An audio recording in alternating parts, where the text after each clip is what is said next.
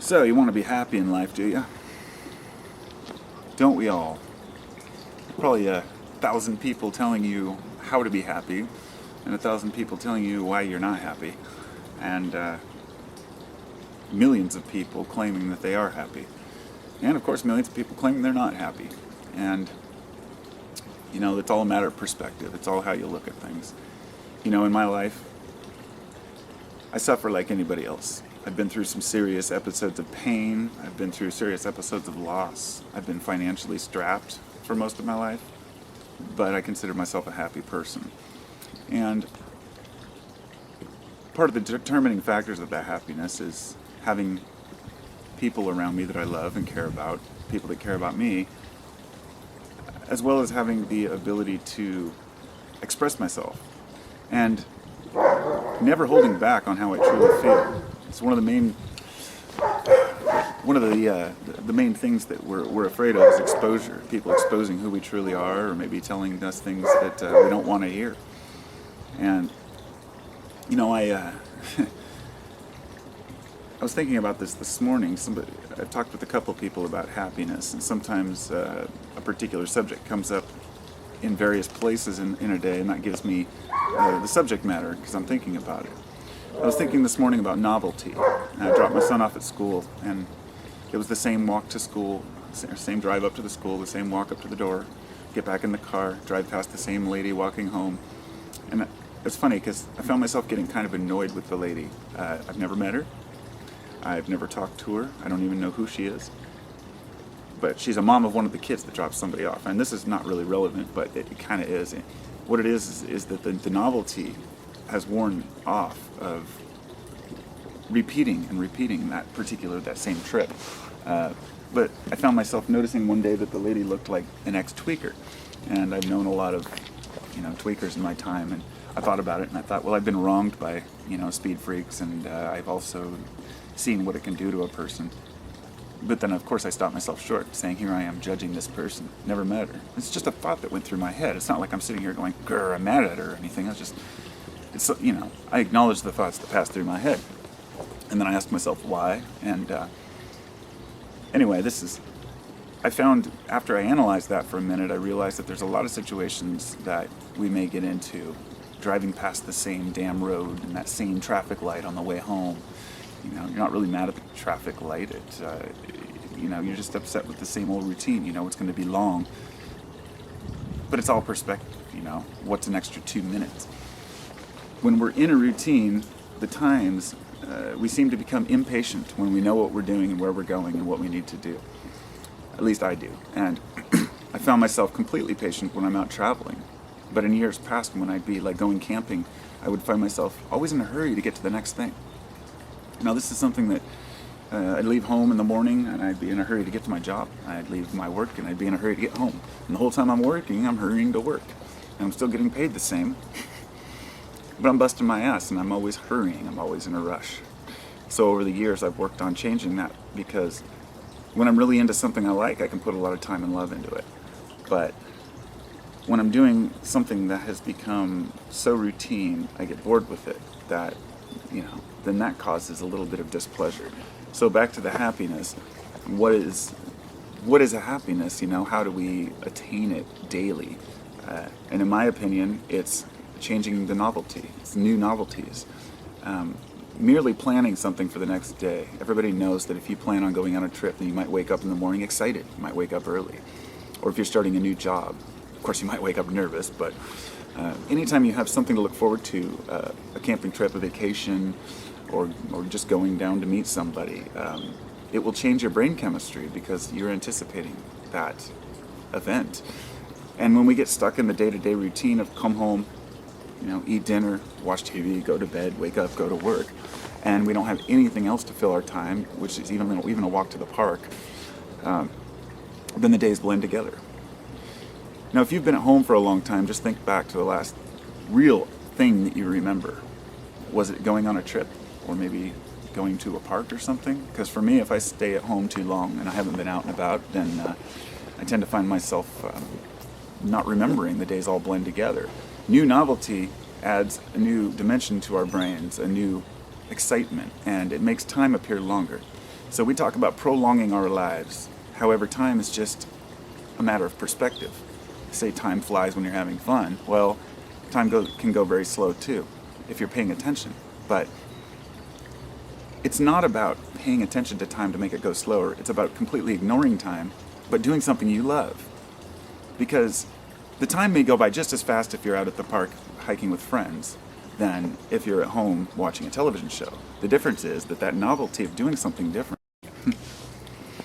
Well, it looks like the camera ran out of memory card time right in the middle of my video, so I could leave it there, but I have to continue to finish my point. So if you go out to the park and you enjoy it, let's say you're out there having fun, doing something with friends, the time may go by just as fast as time flying when you're at home doing something that you've always do. The difference is that the novelty of something new actually creates new neural connections in your brain. It excites your brain.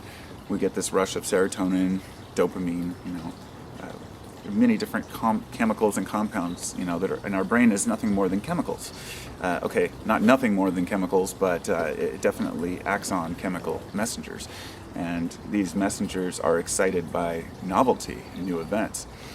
So creating a new novelty is important. That means if you do have a day-to-day routine, such as myself, I wake up, I have to do my kratom business stuff, and then I have to do my cannabis gardening, then I have to go and deal with the kids all day and pick up the kid from school, the same old routines every day. They don't get to me because I've found a way to transmute my thoughts into something more acceptable. In other words, if I find myself looking at something negatively, I really pin myself down when I do it.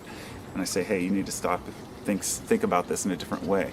So when I have a negative thought, I definitely find it to be very useful now.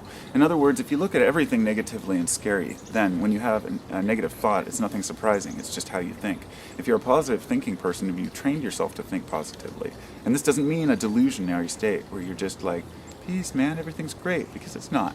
There's a lot of fucked up shit out there, pardon my language, but there's a lot of shit going on that's just unacceptable.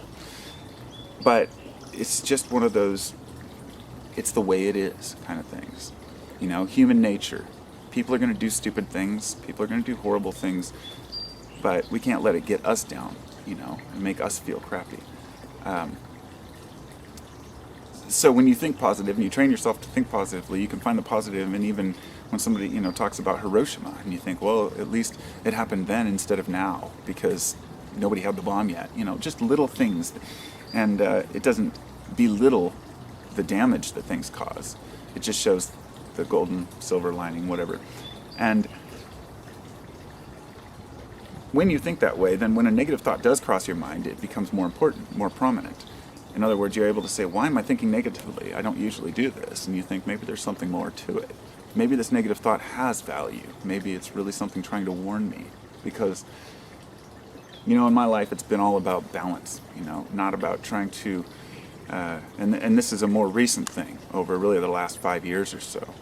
Before that, I'd like to think that I was always balanced, but I'm not. I've been thinking back to things of my youth and the stupid things that I did. And, just an idiot, a punk kid. I grew up, I really didn't have any friends. I really didn't have any, I wasn't really taught any particular, values about what to think about philosophy or religion or anything. So I would go out and confront and argue with people about what they believed. And, I'm glad that I can look back, shake my head, and know that I've changed, that I'm a better person. And because of that, everyone can be happier.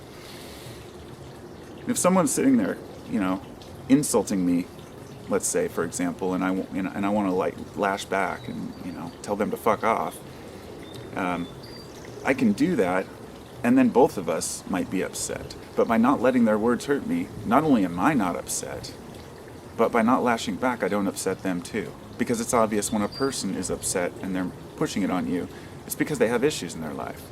When people are attacking you over and over, and this happens on YouTube, and this happens in family life, this happens at the workplace, constant harassment by people who really feel offended or threatened or superior to others.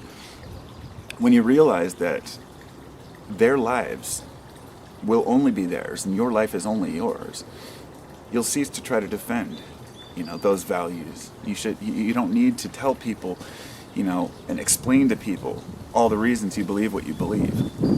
For me, a good example would be, it's difficult when a person said, I say, oh, well, I don't believe that this is true. And a person says, everybody's been fooled and you just need to do the research. And I say, this is something maybe I've researched for years and that I've come to my own conclusion on.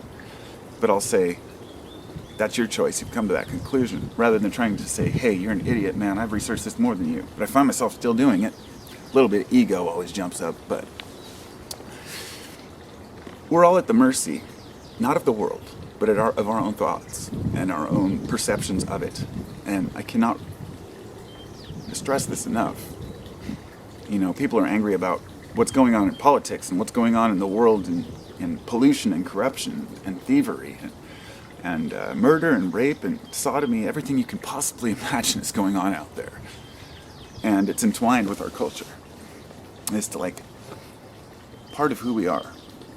I don't think that we can get angry about it and have it do anything or get any results. It doesn't mean that we can't speak up and try to change things. And this is like a comment somebody left earlier saying, they'd like to see a world more like a utopia.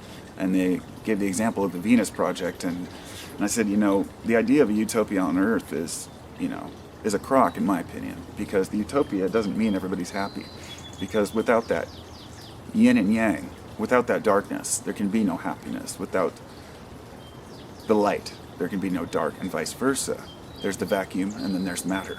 And that's the ultimate opposite right there. And the unions of opposites create this world, this universe, that we live in. And it seems like our arguments get down to these very, very petty details, things that don't even matter. And we find ourselves arguing and getting upset. So step aside from all of that. Find your little happiness, find your happy spot, and see what works for you. Nobody else is going to do it for you. And if you're young, I try not to say, if you're a youngster, you should listen to this, but this is an important thing that I wish I would have learned when I was younger, that there's no point when you've grown up. It never happens. It's not something that I thought would happen, or something I said, well, you're a certain age, you've grown up, or that you're mature.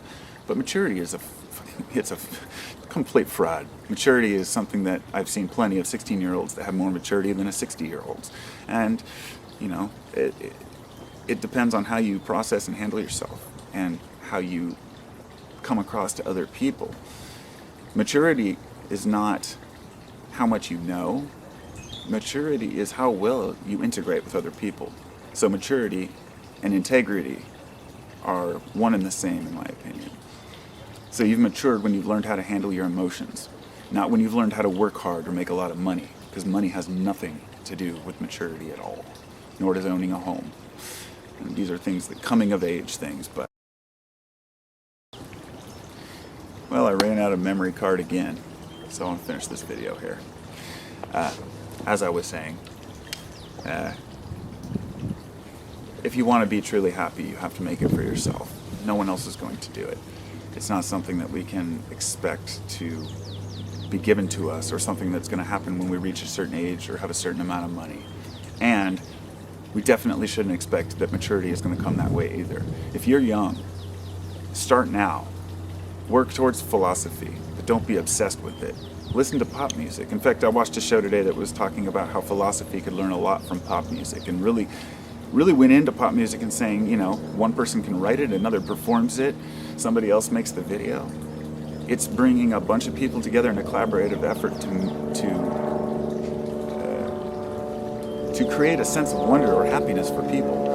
And we can do the same thing with pop music as we do with philosophy, or rather vice versa. We can take philosophy and we can learn to incorporate it into our daily lives to move us through the way that music moves us and art moves us.